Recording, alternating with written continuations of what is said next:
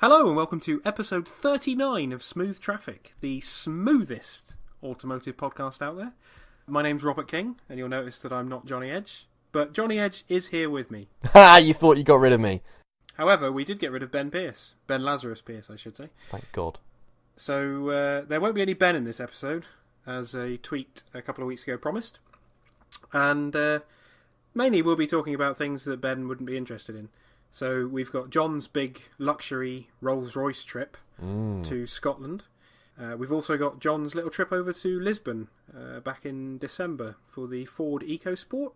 Yep, that was good. We'll be discussing a bit more of Gran Turismo Sport, as both John and I have been playing a lot more of that. And Johnny will also be making an announcement about the next car that he'll be driving.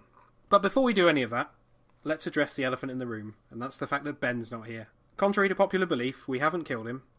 He is, in fact, finally on his honeymoon, having got married way back in August. Bottled the honeymoon.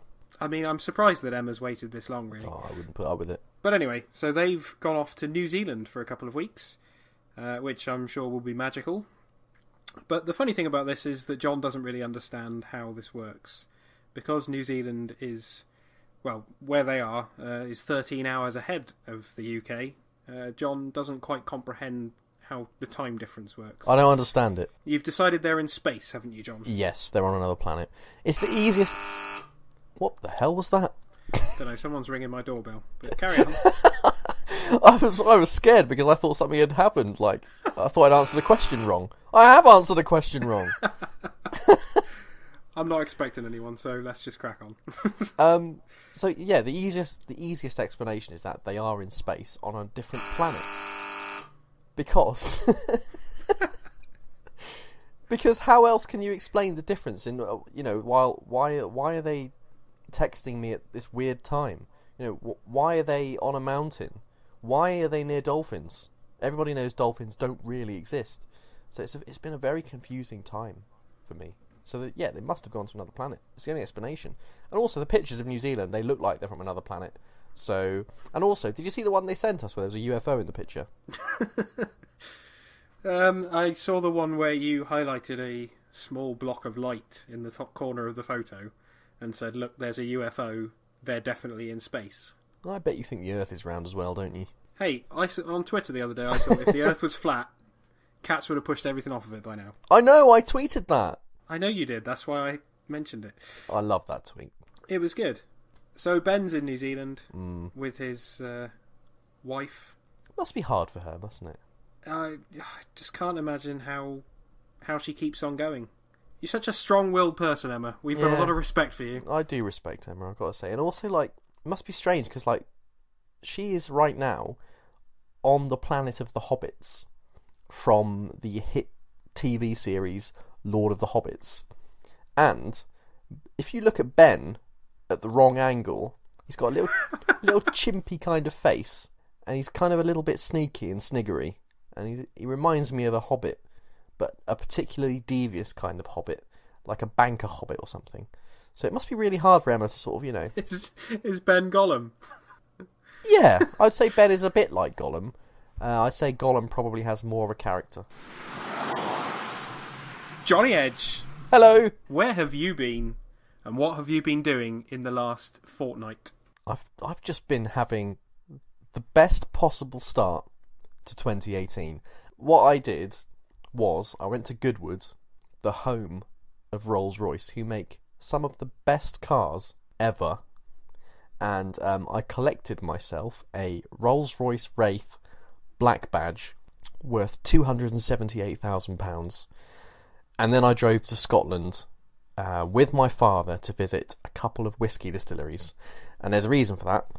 It's because I want to write an article that's going to involve two aspects, really. One is that the person who can afford a Rolls Royce normally is quite a time-poor person. So they've got the odd day or two off. What do? Oh shit, I've run out of whiskey. I better go and get a bottle. To the distillery. Yes, but because, they live a life of luxury and cool, they jump into their Rolls-Royce Wraith Black Badge, the ultimate gentleman's Grand Tourer, and drive to the distillery themselves in order to get a bottle of their favourite spirits. Why don't they send their butler? Well, because they've got a rolls-royce Wraith, and it's just much better to just jump in that and just blast an entire length of country away. And that's what that car is amazing at. Absolutely amazing. So as it happens, I'm actually sampling one of the whiskies I tried right now, because I obviously being the driver, I couldn't actually try them on the day. So I got given basically a doggy bag with whiskey in it, which, piss bottles you get from surgeries and stuff, when you want to have a piss in them and you need to get tested for stuff. I'm aware of them. I've never had to use any myself. Rubbish. Anyway, basically they put some of their whiskies into the piss bottles. You might have seen it on Twitter actually. And now I'm just sampling them for the first time. So I've got a really interesting one in front of me. This isn't going to turn into a whiskey podcast, don't worry, but this is quite interesting because I visited 2 distilleries of differing scales whilst I was in Scotland. One is the Dalwhinnie distillery, which King, you know all about because we've been there before, back when we had the Caterham. So went there, which is a very small distillery, quite low volume, out in the middle of nowhere. And the second one I went to is Glenord distillery, which now makes a whiskey called the Singleton of Glenord, which is only available in Asia. It's a whiskey that's been specifically made for the Asian market, and yeah, you can only get it in Asia or at that distillery. So that is the one I have now in a little glass. That is like a miniature Glencairn glass, I think they call it, which is the proper glass for sniffing and drinking whiskey. So I'll let you know how it is in a minute. But oh, what a trip, King! It was such a great start to the year. I was really upset when I had to take the Wraith back. Really upset, because there's just nothing like it. I was really upset I didn't get an invite. Yeah, well... I had to make the, frankly, horrendous trip to Scotland from Cornwall in a Caterham. Yeah. And my prize for that is nothing.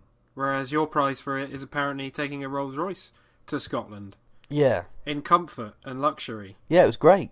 I'm sure it was. It's difficult to know where to start with the Wraith because it's such a complete thing.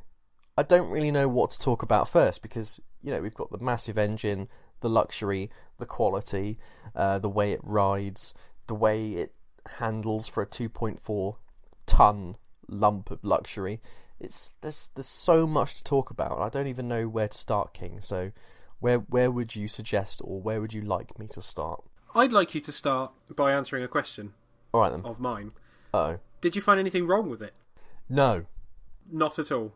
No, nothing was wrong with it. Although I did have a slight problem with the night vision system. And I think it might have been because something either covered the camera or hit the camera at the front of the car somewhere. I'm not quite sure where it is on the front of the car, but it's kind of stopped working as efficiently for a little bit, so I couldn't use it. But the night vision system is great. Really, really good. You can see things at night. Okay. Isn't that what lights are for? Yeah, but this is different because I was seeing things at night in a different way. And it has a special pedestrian detection system on the night vision system, whereby if it detects a pedestrian, it makes them glow bright yellow. Amazing. It makes people look radioactive.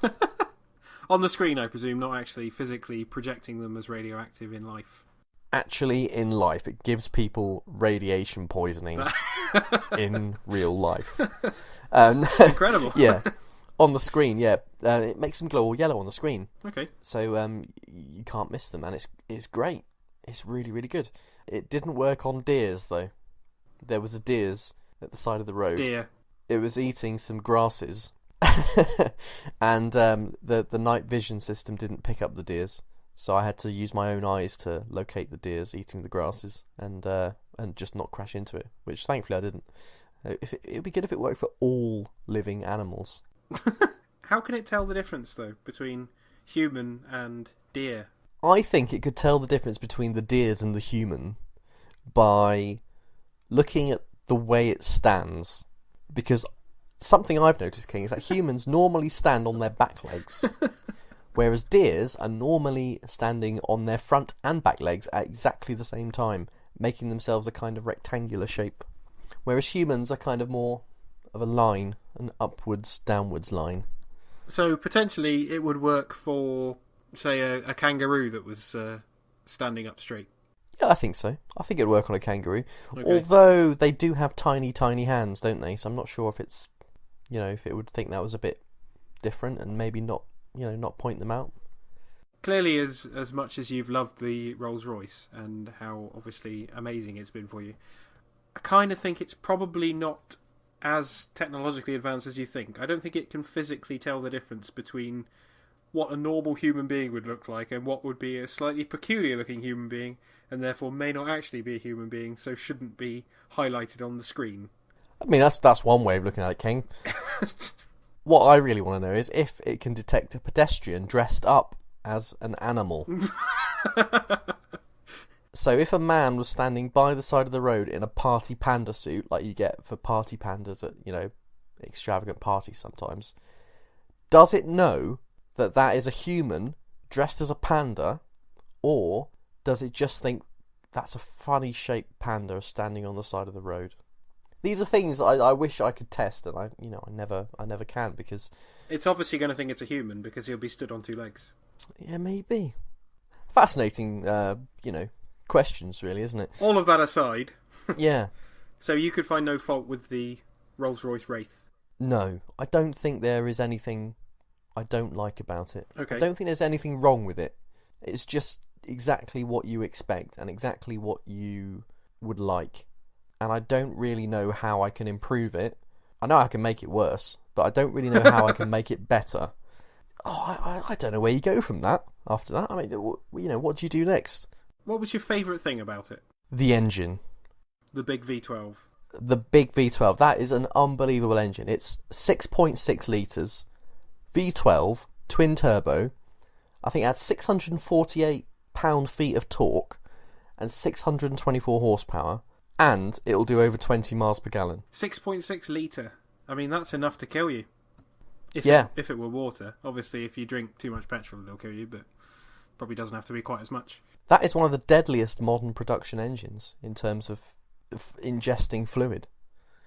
But it is unbelievable. I mean, we couldn't believe it because, we drove it 1,700 miles, I think, roughly, or 1,800 in the course of the week we had it. Yeah. And easily did over 20 miles per gallon, and we weren't driving it like saints either. We were sort of just driving it as you would drive a Rolls Royce, blasting around. Caddish. Yeah, caddishly, yeah. And over 20 miles per gallon. I did reset the trip computer, then forgot to check it before I handed it back, so I can't tell exactly what it did. Right, okay. But I think the official extra urban consumption is something like 28. And for an engine that is as big as a house, shifting a car that weighs 2.4 tons, I think that's incredible. This is an engine that is much, much more efficient than the Mustang's engine and much more powerful. And it has more weight to shift. So I think that's an absolutely remarkable combustion engine. And, wow. It just blew me away. It's such a heavy and big car, but whenever you just want to go fast, it just does it.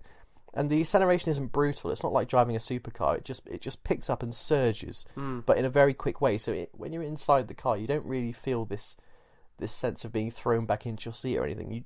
It just feels like God has picked you up and then put you down 5 miles in front of where you were before. Just like pick you up, put you back down again. Okay. It's amazing, really, really impressive, and it's really aided by the automatic gearbox as well, which is, I can't remember feeling it shift. Oh wow! Apart from when we had it in low range mode, and low range mode is kind of like Rolls-Royce Sport mode, but obviously it's a Rolls-Royce. You can't call it Sport mode. No, of course they don't have modes or anything like that. You call it reclined pace. You just call it or something like that. And that's the only time I felt the gearbox actually working, shifting. But if you just drive around normally, you don't feel the gear changes at all, up or down.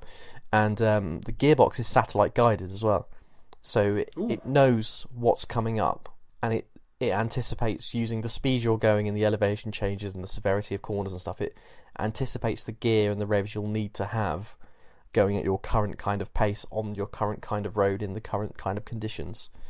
So it's just incredibly smooth, and what can you say? I mean, it's £278,000, which is a lot of money, and that is a cheap Rolls-Royce as well, because obviously Rolls-Royces are made to the owner's specification. So I might do a little bit in the next episode about exactly what goes into that and what they can do and what they can tell us, basically, because Rolls-Royce clients are very private people and a lot of things aren't shared.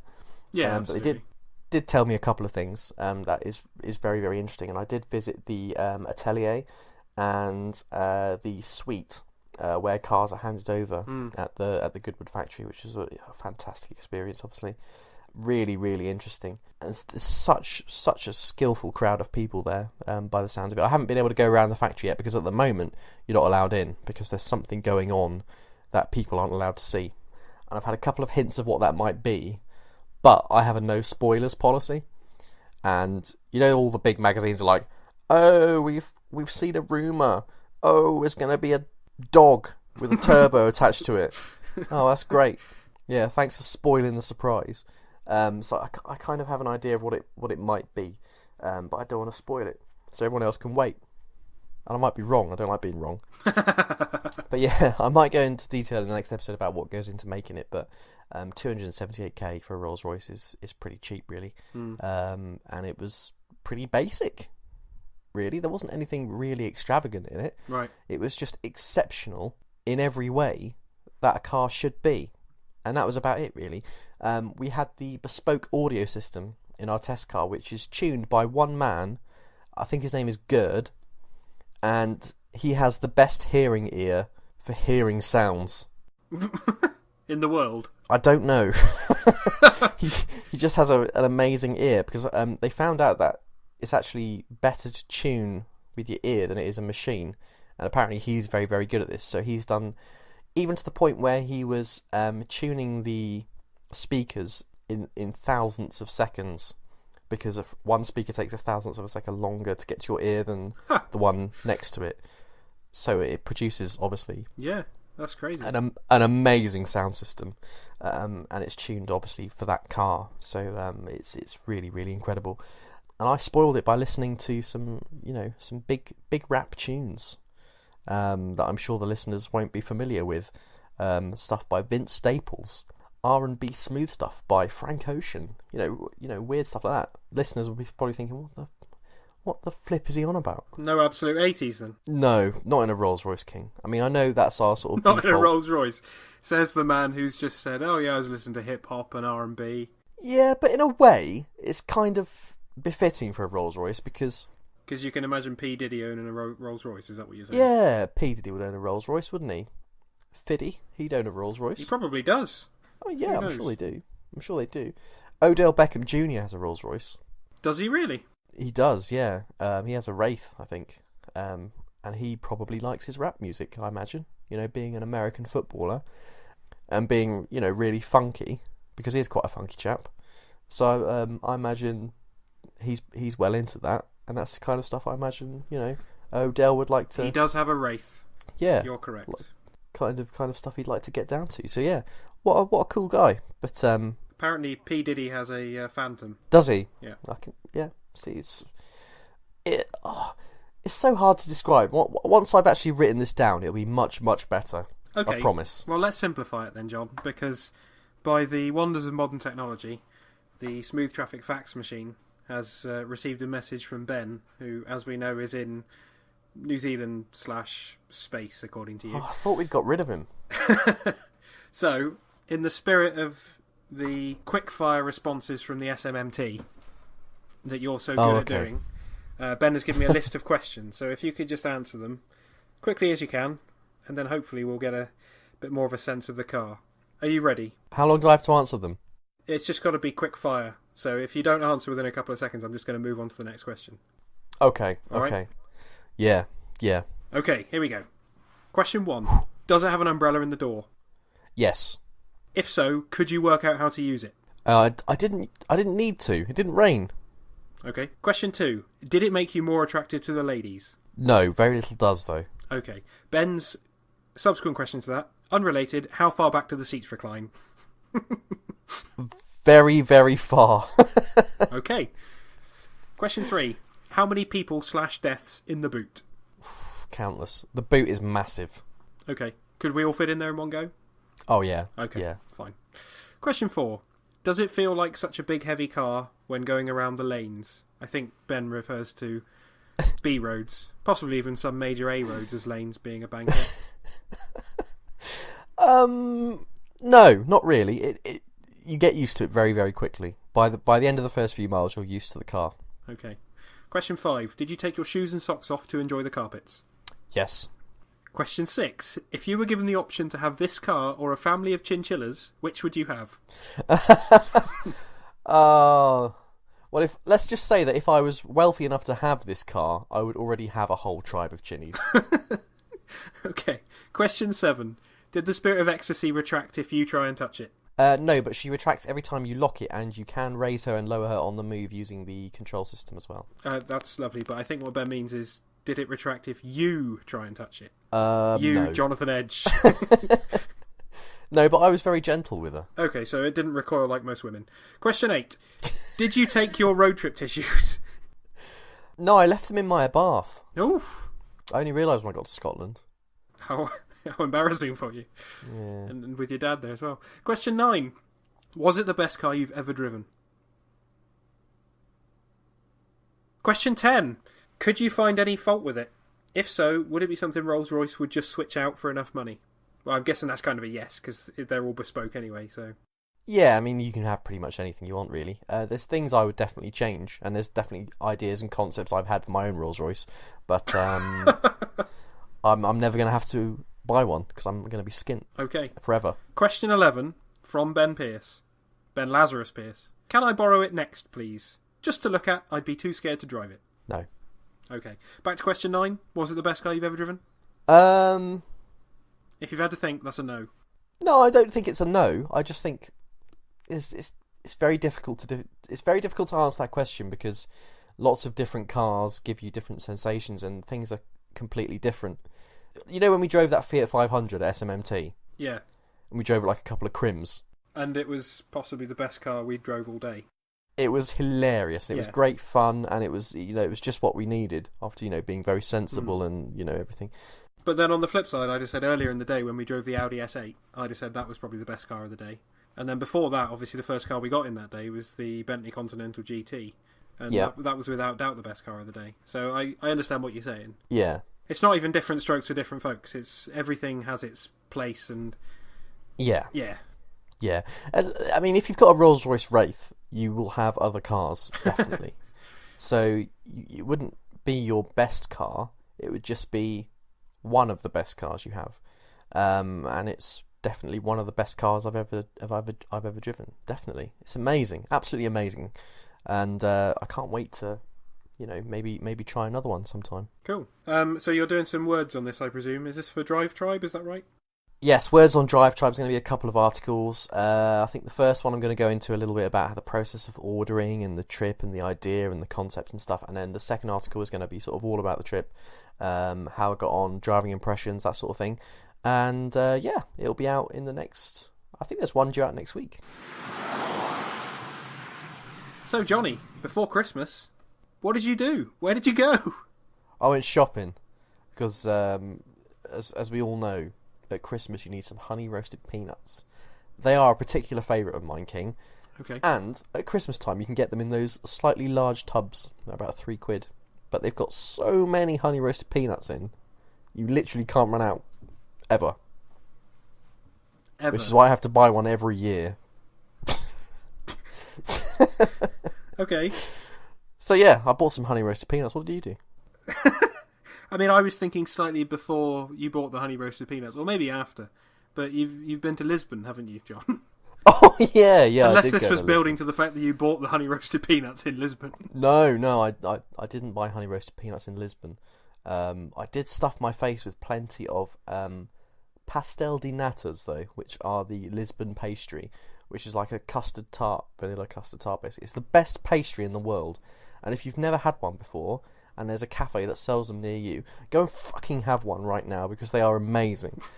Anyway, aside from that, I was in Lisbon because Ford has launched the new Ford EcoSport. The old EcoSport I hated. It was terrible. But the new one, I'm happy to report, is actually quite good. Now, it's not going to set anyone's world on fire, but think of it like this. It's going up against the Nissan Juke.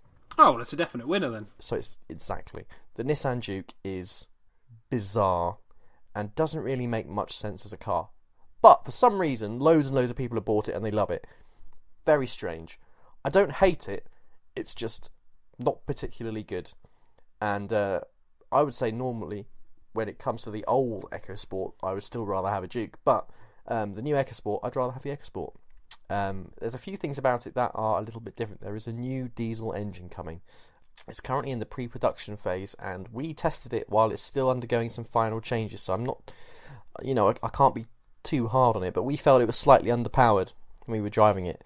And some of the other guys on launch also thought it was probably a bit loud and a bit rattly. I suspect these are the sort of things that will get sort of finished off in the coming months, because I don't think the new engine is due until sort of middle of this year. So, we tested it early December, I think. So it's, a long period of time between it being finished and us testing it. A bit of an unusual decision from Ford, I think, because normally they give us very finished products to try. Every manufacturer normally gives us very finished stuff. We normally have to drive pre-production cars for reasons I don't fully understand. But it was a bit of an unusual one. It's not a terrible engine, not by any stretch of the imagination. It's definitely a better car in general. But that new diesel engine, I think maybe just see what the reviews are like a little bit closer to time to get a more accurate picture of it, because I think it's going to be a bit different to the one, same engine, but I think it's going to be changed from what we drove out in Portugal. But it's more comfortable.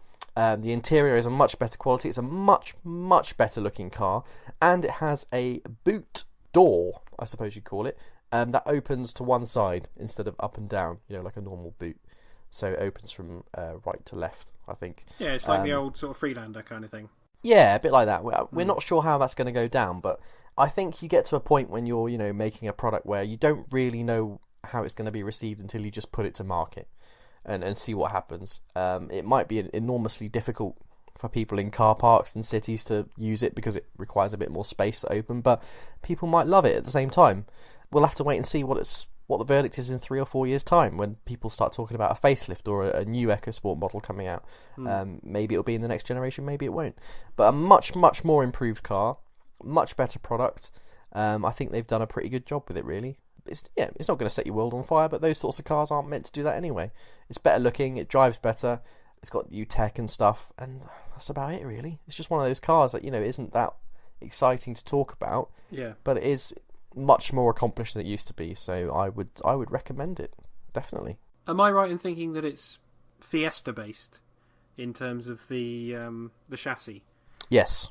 But obviously it's just been converted into a compact SUV rather than a small runabout. Yeah, so a bit like Skoda Fabia and Skoda Karoq, like that car in Golf and Tiguan, I think it is, or Polo and Tiguan. Oh, I can't remember. That's they share stuff. It's that kind of setup. But the SUV craze is going to go on for another 5 or 6 years. They reckon, still growing. So this is the stuff that people are going to buy. It's the stuff people want and are interested in, which some people don't understand. But when the market demands it so much, manufacturers are obviously just going to push it to the market as quickly as possible. Lamborghini's Urus, for example, that is a very good example. The Bentley Bentayga, even at that sort of end of the market, people want SUVs, so they're coming out with SUVs, even perhaps if it's not the most suitable thing. Rolls-Royce have got the Cullinan coming at some point, so there's going to be a Rolls-Royce SUV, so everybody wants them, so it's just our job to see if they're any good, really, and the EcoSport's not bad at all. Well, good to know. Oh, I forgot what I was going to say now. I don't think I was going to say anything. I think that's just about it, really. It's not a very, Oh, I do know what I was going to say. 2018 is a very, very big year for Ford, basically. I think there's something like 16 Ford events this year. Loads of stuff on the way. The Fiesta ST, for example, new Focus, new Mustang. They're all coming this year. So just keep an eye on that. If I'm lucky, I might get invited because I've got a very good relationship with Ford, as we all know. Adam Tudor Lane from Carwaiter likes to take the piss out of me about that. But it works.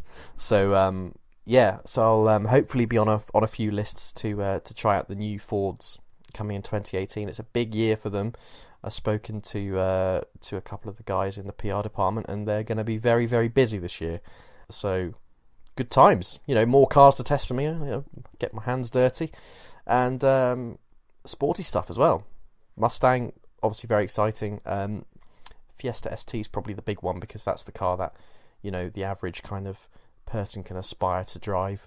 And the last one was a smash hit. So if they can get anywhere close to the success of the last one, they'll have done a really good job, I think. So yeah, can't wait. We'll see what 2018 holds for Ford. But I'd quite like to go back to Lisbon as well.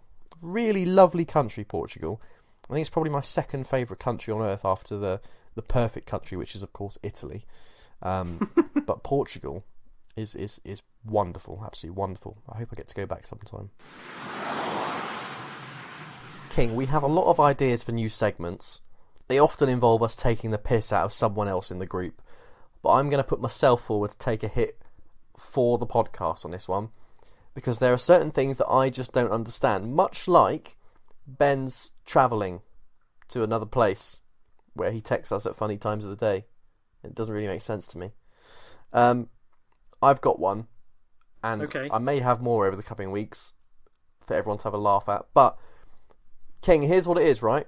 I don't understand how the rivers run into the sea, but the sea never really goes up, apart from global warming. Because rivers are made from rain, which comes from the sky, and also from the occasional spring, which pops up from the ground like some vicious little leakage. And then all of that water then goes to the sea, and yet nothing happens. I don't get it, King. Where's that water going? Well, I mean, not all rivers go into the sea. No, they do. Or an ocean. Where do they go then? Well, some go into lakes, or some flow into other rivers to become bigger rivers. So why don't lakes get bigger? The hydrological cycle. Have you Googled that? No. I know some things. How does it work? Why does the water not go up? Why aren't the lakes taking over the world? Did you not do the water cycle at school? I mean, that's the simple name for the hydrological cycle. I thought that was a charity event. No. Didn't mean you were cycling to help people get water. Oh. No, so I mean, it's quite simple. It rains, and then the rain goes into a variety of water collectors, be they rivers or sometimes storm drains or whatever. Or Ben's naff garden thing that he has. Or no, because that's the water butt, and that means that he can wash his car without having to get it all streaky, but we won't get into that. Ben's silly. Actually, he's quite sensible, but again, we won't get into that. We're not here to compliment Ben when he's not here. Or maybe we should, and maybe we should just be mean when he is here. What can we call that? The offense cycle. We'll work on that. Anyway. The Ben's a wanker cycle. I mean, I'm pretty sure this is basically primary school science, John. I was thinking about it the other day when I was driving home. I understand what you're saying. Like, if all of this water is just coming down and flowing into the sea, why is the sea level not rising constantly rather than just when something global warming related happens? Because it's all the time. And look how much water there is in some of the world's biggest rivers as well. There is loads of it. And the sea isn't always... I mean, the sea is quite big as well. But, all of that water you think would show up. But it doesn't, does it? No, but that's because then... because it evaporates and obviously then becomes clouds, which then come back over the land, rehydrate the land, and then the water just then flows back to the sea again. And it's a recurring process. It's not a... I don't know why... I mean, obviously no one can see this, but I'm sat here doing hand movements to kind of illustrate what's happening. And we're not even in the same room, so I don't understand why I'm doing this. But evaporation, condensation, precipitation. Okay, so... That was the main thing, wasn't it? The amount of water sucked up by the sky is equal to the amount of water being dropped off in the sea. Well, I mean, that makes sense. If you think of it like a sponge, John. So if you had a sponge and you dipped it in water, it would then be saturated with the water. Okay, then you lift it out of the... Say you've got it in a bucket. You lift the sponge out of the bucket. If you then wring the sponge, that water then goes back into the bucket, presuming you've got the sponge over the bucket. Yeah. And then if you put the sponge back in again, it then becomes saturated again. and then you put it out, but the amount of water in the bucket hasn't changed. Bear in mind that our planet is like 2/3 water or whatever, so there is a consistent level of water in the Earth as a whole. Do you not think there's just too much water? Well, I mean, we're a large part water, aren't we? Yeah, I know. Is the 2/3 thing humans? Are humans 2/3 water? I can't remember. This is why I get so confused, King, because, I'm getting confused because you're talking to me. I wonder if anyone else... You're questioning everything I understand about life now. I wonder if anyone else has any sort of Johnny questions, whereby something that should be quite obvious, it isn't really when you start thinking about it, is it? I mean, it is. This is quite obvious. The water cycle, or the hydrological cycle, is quite obvious. Alright, it's just the... Yeah, but it doesn't look obvious, does it? Because obviously when you see a river spitting out a load of water, there is loads of it coming out in there. But then when it rains, there's only a little bit. Not when it rains hard. Yeah, but it's still not going to equal the same amount as what the River Severn chucks out. That's loads. I mean, well, just to confuse you further then, John, have you never noticed that when it rains hard, the rivers rise, and then when it stops raining, the rivers fall again? Some rivers burst their banks, don't they? But then they still go back to a reasonable depth again. Oh, yeah. And that's because of this cycle. And again, I'm doing hand movements, and you can't see it, so it's kind of pointless. So when the rivers get big, does the water just end up in the sea again? Yeah, essentially. So you're thinking about... If you think about it from the sponge perspective, alright, so the sponge that you're holding over the bucket is now bone dry. Okay. Okay? And the level of water in the bucket is fairly high again. Alright? Then you dunk your sponge back in it. Yeah. You take the sponge out, the level of water has dropped. Because that water is no longer in that part of this system. Until you then wring the sponge out again and the water ends up back in the system. I really don't know how much people are going to be enjoying this, listening to it. Because I still don't really understand either. I think... What do you not understand? This is why I'd be a terrible teacher. Because maybe just a terrible teacher to people like you. Is the sponge the sea? No, yeah, in this circumstance it is. The sponge is both the sea and the clouds in this in this example, because I haven't really thought of enough parts to include in it. Don't sponges come from the sea? Yes, they do. So if you remove too many sponges from the sea, John... It will go dry. It'll go dry. And that's why you shouldn't be using so many sponges. I've seen you, John. I've seen your house. It's just filled with lavish sponges. It is just a sponge. The whole house is a sponge. Frankly, it's disgraceful. You're the one who's causing all of these global climate issues. I'm soaking up the climate with all of your sponges. I'm going to squeeze my house and change the weather. The difficult thing here is that obviously I've tried to simplify this as much as I can because I know that you're struggling with it, but I don't really know how much. Well, I don't know how complicated I can make this to still retain your interest. Well, let's make it so at the end of the segment I have to give a summary to the listeners from what I've learned. So what I've learned is the amount of, because in Johnny terms, the river spits out a ton of water. Yeah. The sky then sucks up an equivalent amount of water, dumps it back on the ground. Yeah. Which then finds its way back to the river. It spits out in the sea, and then the sky sucks it up again. Yeah. That's basically it. And it's roughly equal amounts, so that the sea doesn't go up unless we're fucking up the planet. Yeah, basically, yeah. And sometimes the rivers get big, but it's only for a little bit. Yeah, exactly. When there's a flood. There we go. So there we are. Are you familiar with flooding? I've explained the hydroponic cycle. Hydrological. Yeah, that. Well, I feel that this could definitely become a regular segment. I'll look forward to it much more when Ben's back, because then I don't have to face the brunt of this depression by myself. So what can we call it?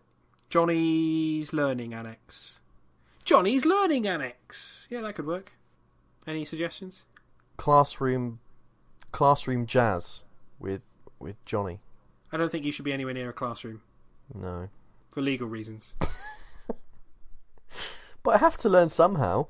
Well, you do, and I'm more than happy to be at least 50% of the teaching of your...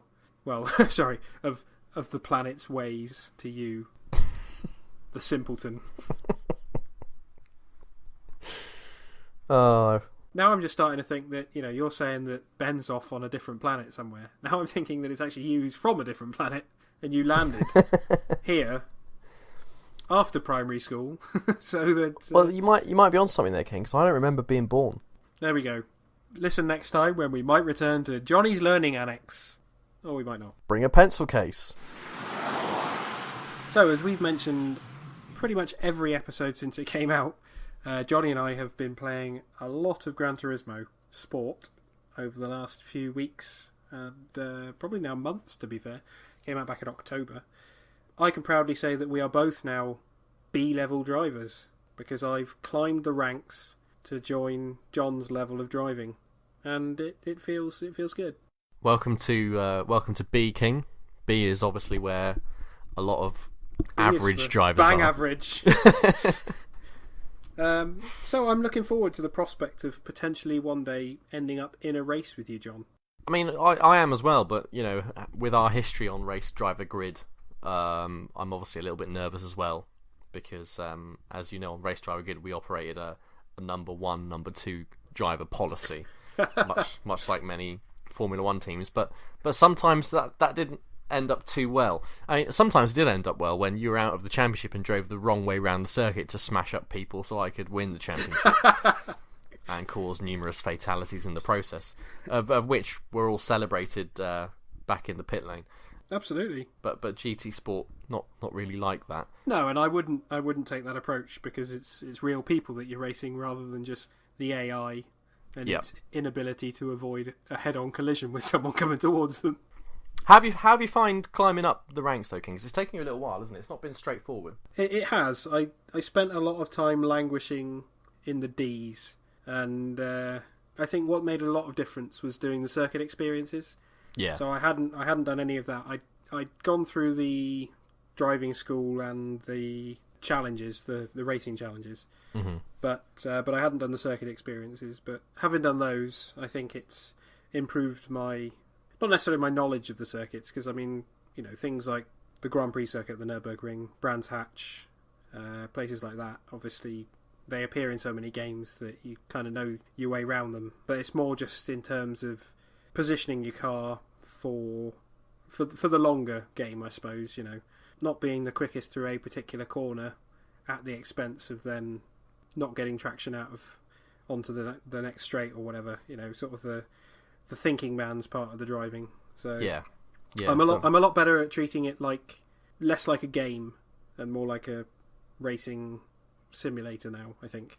Yeah. Because obviously, we've discussed before that I struggle with the fact that, because I know it's a game, I know that I can take chances and things, whereas now the lunge with the whereas obviously with the sportsmanship ranking system as well as the driver ranking system, it makes a big difference, because if you get bogged down racing with other people who are careless, it really grinds on you and it becomes quite depressing.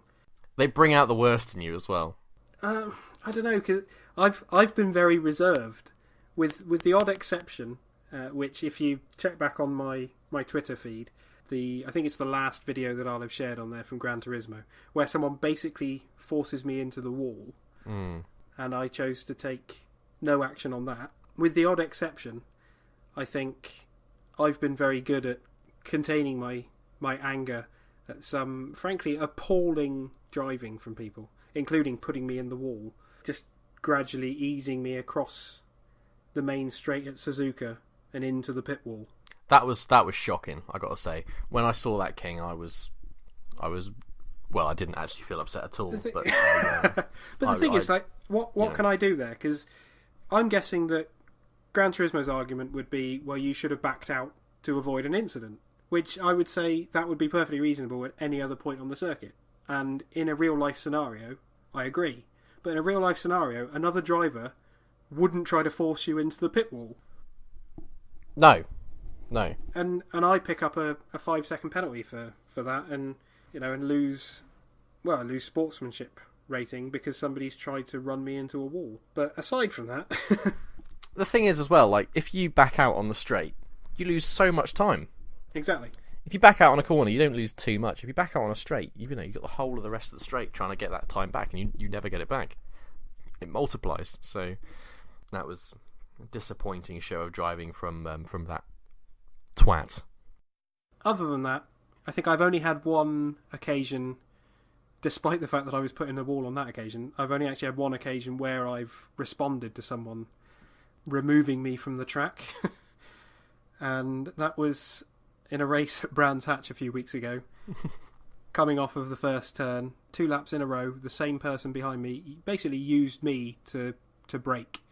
So they were on the brakes and just slammed into the back of me. Luckily, neither time did I go off. The second time, however, this person managed to get past me. So on the run-up to the next turn, which is the tight right-hand hairpin, just under the little bridge, I decided that enough was enough. And although he got past me, I had the speed coming off of the sort of downhill. And when I was alongside him, I just pushed him into a wall. I wish I could see that. And I don't mean that in the same way as I was gradually forced into a wall. I just came along and just sideswiped the chap. Just a little tap, which sent him off into the wall. Because, frankly, I'm getting penalised for someone braking behind me and slamming into the back of me. Yeah. And yet, there's nothing that then slows that person down. It's just the case, here's a penalty that, let's face it, you can burn off during the rest of the race. Yeah. You know, and with some sensible driving, if you do pick up a penalty, you can still just get rid of that before the end of the race. Yeah, yeah. So on that one occasion, I just felt there was no justice and I had to do something about it. So the beanbag in me came out and I dealt with that issue. That is my favourite part of your racing, though, King. It is the beanbag.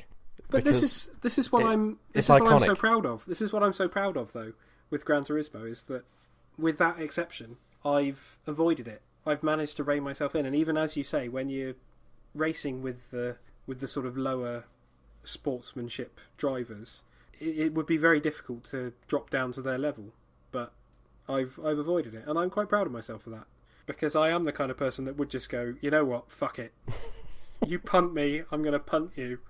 But no, there's nothing more satisfying than being run off the road by someone, maybe 2 or 3 times in the same race, and then if you get past them and they don't take you out on the next corner because they're annoyed about it, just sailing off into the distance, showing that you deserve to be in front of them. See, I've had moments where I have just gone out and ruined somebody's race because of something they did, and sometimes it isn't always a big thing. Like, the thing that annoys me the most is when you make a move down the inside of a corner and you're level with them and they've left a gap and then they just turn into you and then you get the blame. But you're already there. So, like, and when somebody's already there in racing, obviously you've got to leave a space because otherwise, you know, you're turning into somebody. Yeah. But that doesn't, on Gran Turismo, they just turn into you and then you get the penalty for it, which is deeply annoying. And so when people have done that in the past, I have just taken them off. I just thought, fuck it. So Interlagos, I think I lost 2 sportsmanship ratings on Interlagos once. I think I went down to a C or something like that. In one race? Yeah, in one race, because I think I battered about 3 people off the circuit. I had like a complete meltdown. A complete, like, right, I'm just going to take everyone out. I think it was a group 4 race at Interlagos, where, you know, it's quite crowded in that twisty bit in the middle of the circuit and everyone's like jostling around there. And it was just mayhem, and I just decided to go full Mad Max and just punt people off left, right and centre. And I think I ended up with like a 20-second penalty or something during the race. So obviously that, well, bumped me down the order a fair bit. No, really? And then I lost the sportsmanship points. But when I had to then race against other people who were C rank or something like that, wherever it was, I realised just what a mistake I'd made. Yeah. Because they're all idiots at that sort of level. For me, it's so hard to rise above the idiocy that surrounds me, and you know, and be better when I just want to descend into just a scrap. just want to get the gloves off and get a scrap on. So I mean, there is nothing I find more satisfying, which is going to sound really weird compared to my history of beanbagging, but there is nothing I find more satisfying on Gran Turismo than when you come into a corner and you're going into a corner side by side with someone and you come out the other side because either if you're on the inside, they've left you space, or if you're on the outside, they haven't just drifted out wide to force you off the track or anything. And I find that so rewarding when someone doesn't intentionally force you off the track. And it's probably because of the number of times that it's happened to me. Yeah. That I probably shouldn't be so amazed by it. But when that happens, I think, brilliant. You're obviously a driver in the same vein as me, desperately trying to get out of this shithole with all the other people that are just punting each other. So thank you. And I've got no problem with if I lose to someone like that. I got no problem with that. Yeah. Because they've driven a clean race. I'm fine with that. If I end up behind someone who has persistently punted me off and for some reason doesn't end up with a penalty at the end of the race, that does annoy me. That is the worst. That is the worst, when it seems like they don't get done for it. That is what really sticks with me. The only other time I've reacted, other than that time I put someone clean off of the racetrack, was at the end of, and you've seen a replay of this, John, at the end of a race at Interlagos, a Group 3 race, came up to second to last corner. Basically, it was one of the races where you're sort of managing your pit strategy and all that. So I'd had the fuel mix dialed back just to make sure that I could get the full distance out of it. Came into the last corner, or second to last corner, absolutely fine, looking fairly safe. Check behind me just to be sure that I'm not going to end up being shunted up the rear end, and everything looks fine. Literally, just as I'm about to exit the corner, what's it called? Junsao, is it? Oh yeah, Junsao, yeah, last corner basically, yeah. And then someone just clips the back left corner of me and just sent me off onto the grass. Is it grass or sand? I can't remember, but yeah, grass out there, yeah. And there were 4 cars in the group that were behind me, and obviously they all shot past. And immediately afterwards, there's a little chat box that comes up afterwards, and immediately I was I was straight onto that, and I accused the person who did it of punting me off in no uncertain terms, and he said it wasn't my fault.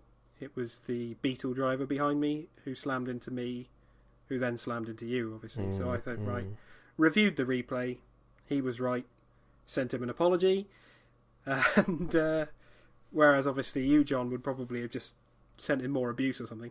But so basically, I've taken to being offended by something, and then immediately, upon realising that it was wrong, apologising profusely. So that other guy was an arsehole because he knocked into the chap who hit me, sending me off. And earlier in that race, he'd also caused me some bother in his Beetle beforehand, so it didn't surprise me. But yeah, so I did apologise to the person that I'd come immediately out on the chat in front of everyone and just said, thanks for the punt. Which, in retrospect, wasn't particularly offensive. But yeah, I felt that got my point across quite clearly. But other than that, yeah, so I'm a B-level driver now, and most of those annoying bastards are behind me. And that's the main thing to focus on. I guess, there's this element whereby we've got to kind of just accept these things when they happen, because that's what racing driving is like, really. You get bad things happen, and there's not much you can do about it. And obviously, the thing with real racing drivers is they don't get to do that race again. Whereas, on Gran Turismo, we can just wait 20 minutes or whatever it is and do the race again, or do the next daily race or whatever it is.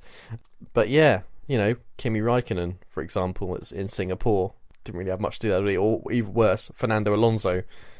Just when you think he'd got away with it, someone else came and and took him out, really.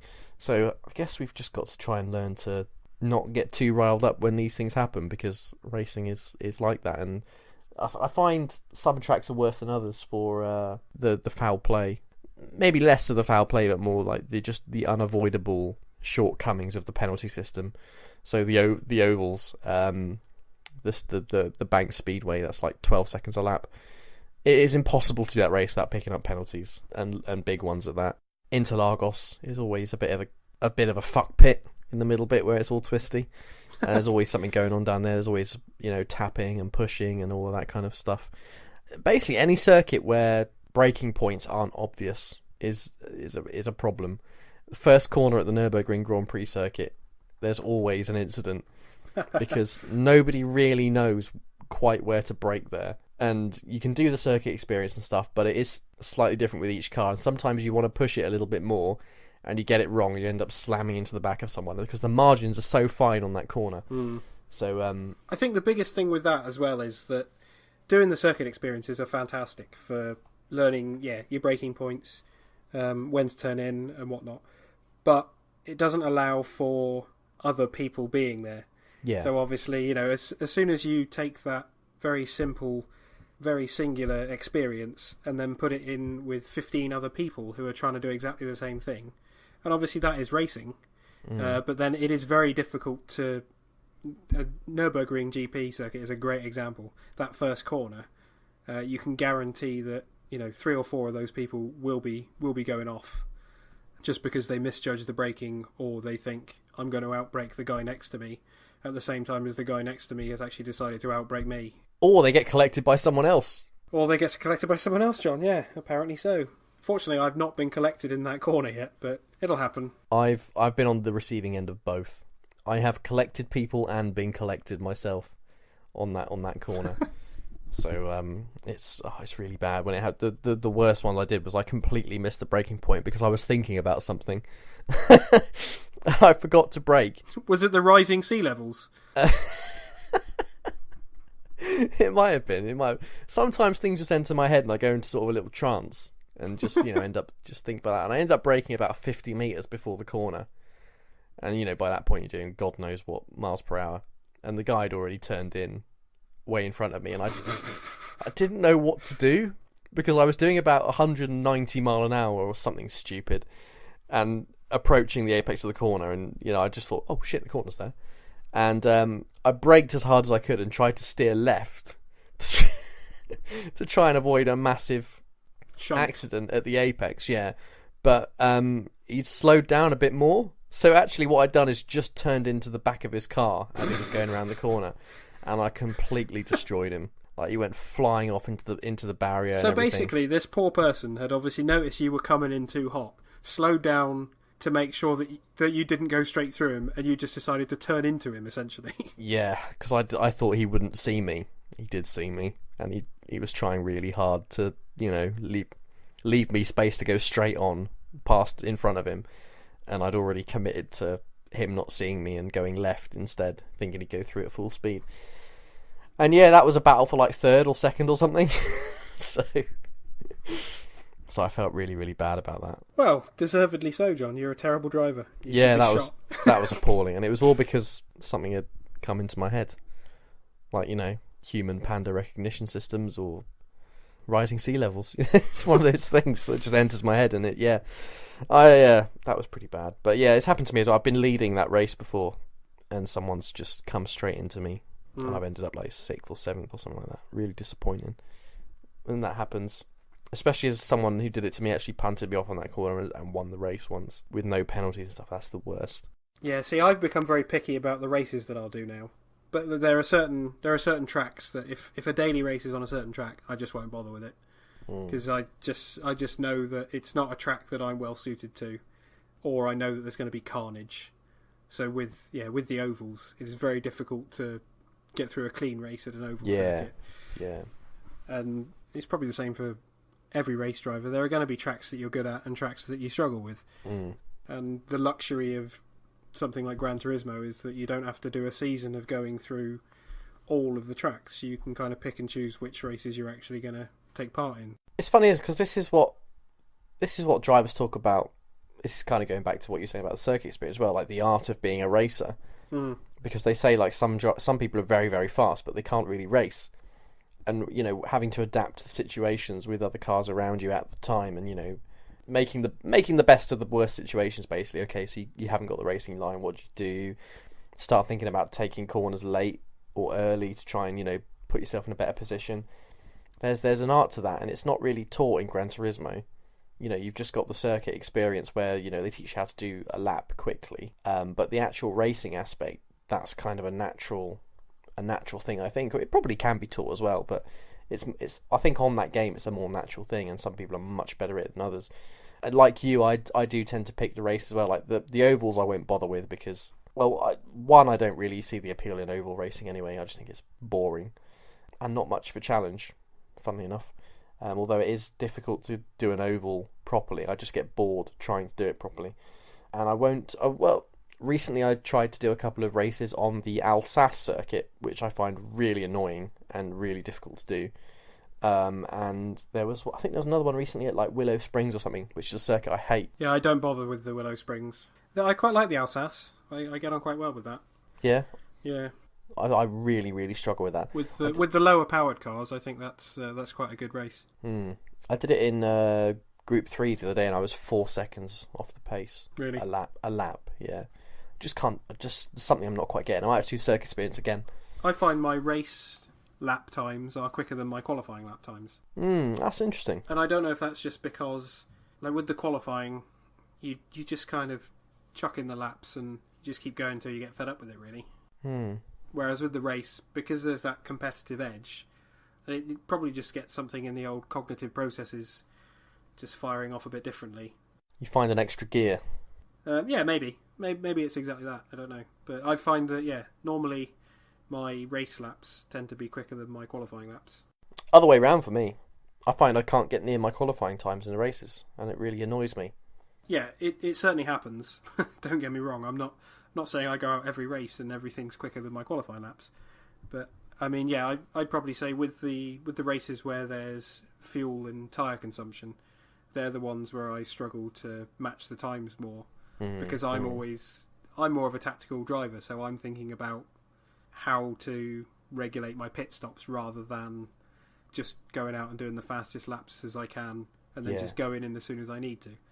You know, I'm trying to outfox the opposition by maybe going slower but going longer.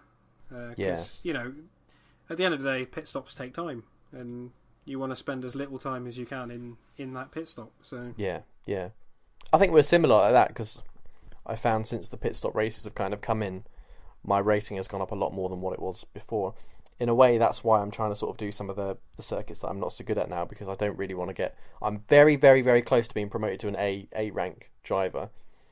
Two things I don't like about that. One, if I am, it'll be me right at the back of every single race, struggling, fighting to just remain an A rank, which I'm probably not good enough to be honest. And I don't know if I fully deserve it. If it's been boosted off on all the clever pit stop strategies I've tried to do and stuff. Like there's a few races I've gone from 14th and 12th and 11th up to 2nd, which is, you know, a really big jump. So I don't know if I really deserve to be an A rank driver. And I'm not sure. I'm trying to test myself on other things first to see if I can get up there. There's more to racing than just going fast, John. It's about beanbagging. It is about beanbagging. Not anymore, it isn't. Michael Schumacher was great at beanbagging. Ayrton Senna's beanbagging at Suzuka of Alain Prost. Probably the all-time classic beanbag. Don't get me wrong, it's a part of racing, but it's a part that I'm trying to get away from. Just quit and end up being a touring car driver, King. Where beanbagging is actively encouraged. Sold. You and Matt Neal, beanbagging everyone in sight. That's fine until I get banned from the British touring cars for driving the wrong way around the circuit to drive head-on into Gordon Shedden or someone similar. Poor Gordon. Yeah. You're going to win this one, Matt. I believe in you. Bang. Oh, dear. So, John, 2018, you've already driven a Rolls-Royce. Yep. Where does the year take you from here? Is there any way to top that? Or at least keep on a level playing field? Well, it's difficult to top a Rolls-Royce, you know, especially a Wraith like the ultimate gentleman's GT car, blasting across the continent and stuff. But I am going to write an article very soon for Drive Tribe about what your first supercar should be. And I've got an answer for that question. It's an Audi R8. Simple. So I think later this month, I should have an Audi R8 on test. And I will tell you all why it is the only supercar you should buy if it is your first supercar. It's a very, very simple article. And I'm going to borrow one and tell you all about it and show you why you should be putting your money towards an R8 if you're lucky enough to do so. Especially as the rumour is that Audi are going to stop making the R8 soon. Apparently it's going to be completely cancelled. So now might be the time. So, yep, looking forward to that. I'll let you know, well, not on the podcast, obviously, because I can't. I'll let someone else know. I'll tell you on Twitter. At the Jonny Edge on Twitter, I'll tell you all about when the R8 arrives, and we will go from there. If you're in the market for your first supercar, stay tuned, because you'll wanna hear this. And also, if you're in the market for your first supercar and are listening to Smooth Traffic, please do feel free to sponsor our podcast. You can contact us via Twitter at Smooth Traffic. Don't contact Jonny directly, because he will try and siphon all the funds off for himself. I'd like to deny that, but no, I would nick it. I'd nick it, yeah. I'd nick every penny. Wonderful. Well, we'll look forward to the R8 next time then, I guess. I'm presuming that it's going to be pretty much along the lines of the last time we discussed the R8. Pretty much. But if you haven't been listening to Smooth Traffic for that long, don't go back and check. Read Johnny's article when he writes it. Yes. No, bugger that. Come back and listen. Probably go back about 7 or 8 episodes, I reckon. Let's just say that the article that I write will be a lot more professional than the rubbish I talk on the podcast. That doesn't exactly set a high standard, though, John. No, that's true. That's true. I'll try my best to do good work, listeners and readers. So that wraps it up for another episode of Smooth Traffic. If you haven't noticed already, I've been doing most of the introductions through this, and it's because John's still got quite a high opinion of himself because he's been driving a Rolls-Royce.